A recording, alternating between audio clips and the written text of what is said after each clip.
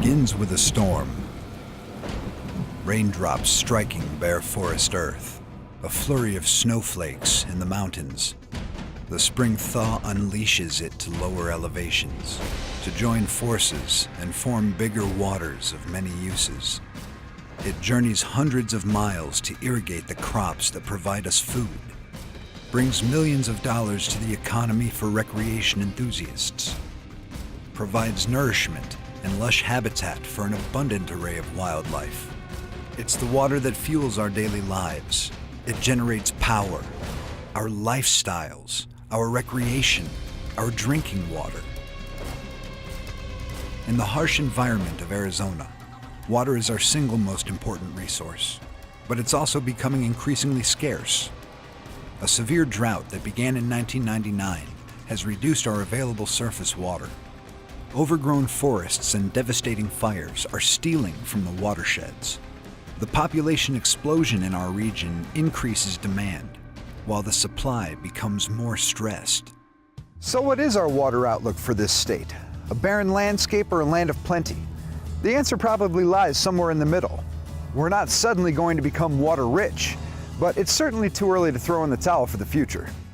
Solid decisions about conserving water today can help guarantee a clean supply of water for Arizona's future, because every drop counts. Solving Arizona's water challenges is like assembling a complex connected puzzle. The centerpiece is the Colorado River. Water from the Colorado is delivered to Phoenix and Tucson via this amazing 336-mile Central Arizona Project canal system. It's the source for the majority of our drinking water and the water we use on a daily basis.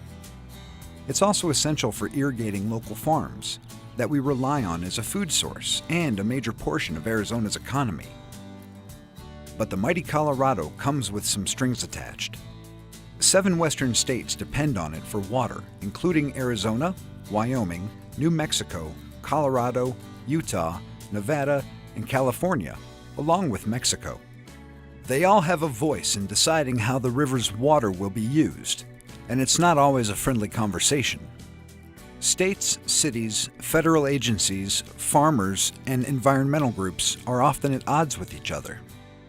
I think it was Mark Twain that said, in the West, whiskey's for drinking and water's for fighting, and that's really true. There's almost no more emotional natural resource issue than water.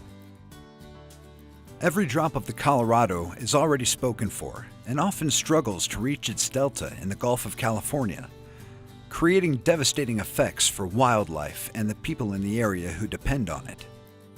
Historically, we asked our water managers when we needed additional water to go out and find new sources of water. That's becoming increasingly difficult to do, and it's very expensive. If we become increasingly reliant on groundwater, it's really just a slow road to hell. There's no way back from that. So, we need to focus on protecting waterways wholly within the state. The Verde and Salt River systems combine to meet about 30% of Metro Phoenix water needs. They don't hold as much water as the Colorado, but they're vital because Arizonans can decide how to use the water. The Verde stretches over almost 200 miles of wilderness. It's Arizona's only congressionally designated wild and scenic river. The Verde River serves a lot of different purposes. Ecologically, it's really critical habitat for the birds, the fish, the wildlife that live here. For the people, it's a source of recreation. It's fun to swim, it's fun to fish, it's fun to float. And agriculturally, it's important for growing crops. Not everybody's thinking about where their water comes from, but any given day, some portion of your water is probably coming from this river. It's a daily part of a lot of people's lives, and it's an important part of the economy. In the 1800s, it attracted farmers to settle the Verde Valley and remains the nucleus of this growing community. I'm our Verde River Water Transactions Manager. So I basically work here in the Verde Valley on water projects. I work with farmers and the community on how are we going to use our water efficiently. The Nature Conservancy is trying to use science to really bring solutions to the table. A lot of the science we bring is conservation and river oriented, but we also bring expertise in for farming operations. So so that they can operate efficiently. So trying to produce more water in the river, but also trying to ensure that farmland is more productive than it was when we started.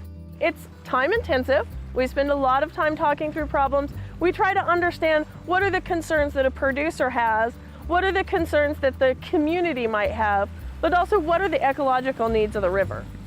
That means striking a balance between the water needs of the community versus individual needs.